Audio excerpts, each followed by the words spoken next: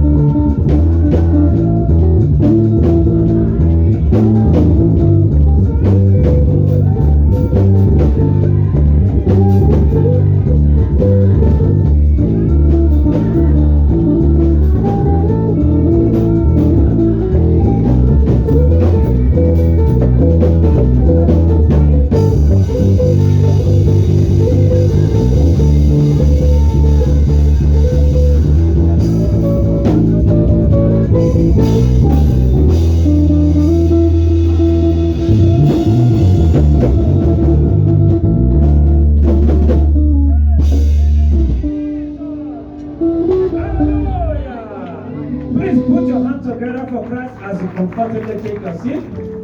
We are going to call ourselves to worship. And then I want to welcome you on behalf of our Lord Jesus Christ, who is the head of the church. and our resident pastor, Pastor Emmanuel Ilori. You are most welcome to this glorious service. It shall indeed be your service. We are going to call ourselves to worship as we go into the scripture.